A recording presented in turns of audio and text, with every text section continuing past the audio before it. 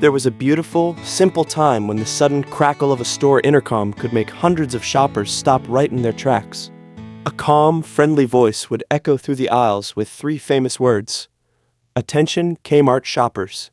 Suddenly, a rolling metal cart holding a flashing blue police siren would light up, and a happy, brisk walk across the store would begin.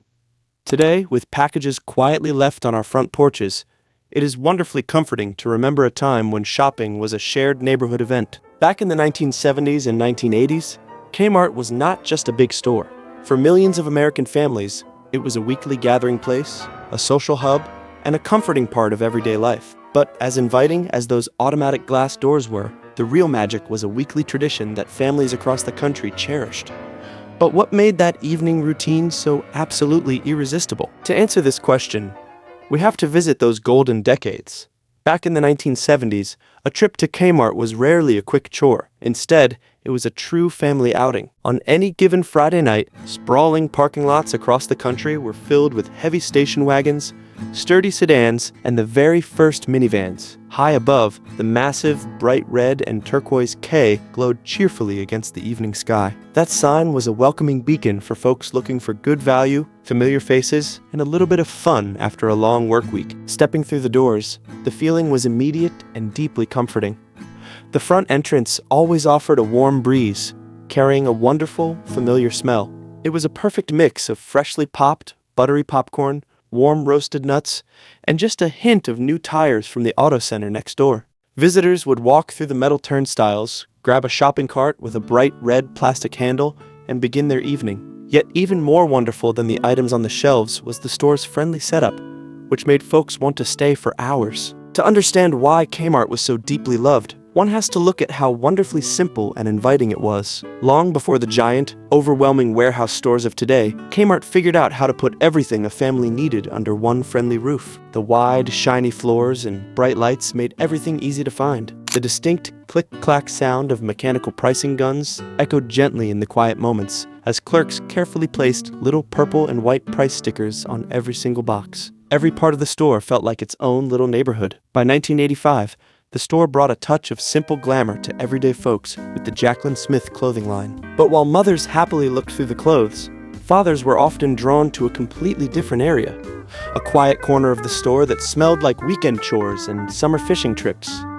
The atmosphere shifted to the scent of motor oil, floor mats, and garden soil. This was the automotive and sporting goods section, a serene domain where fathers and grandfathers often lingered. In the 1970s and 80s, Kmart was the go-to spot for weekend mechanics. Aisles were stacked with oil filters, spark plugs, and shiny cans of car wax. Just a short walk away, the sporting goods department offered glass counters filled with fishing lures, stiff leather baseball mitts, and thick canvas sleeping bags. But for the kids tagging along, motor oil held no magic.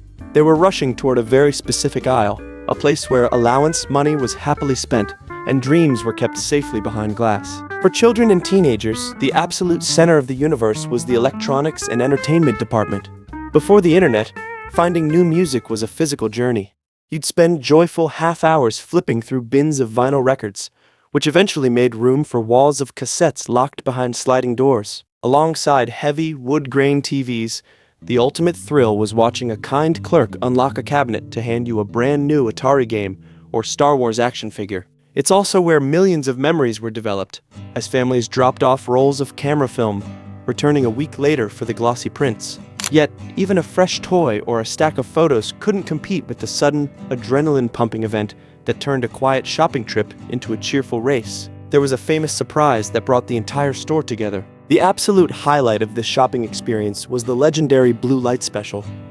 Born back in 1965 by a clever store manager in Indiana, this simple idea grew into a deeply loved piece of American culture. The true charm of the Blue Light Special was the surprise.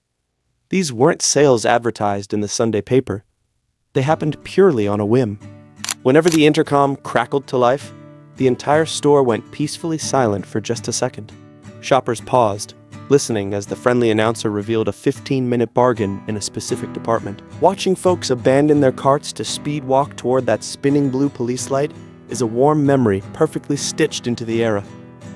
It turned careful budgeting into a cheerful game, bringing strangers together over a sudden deal.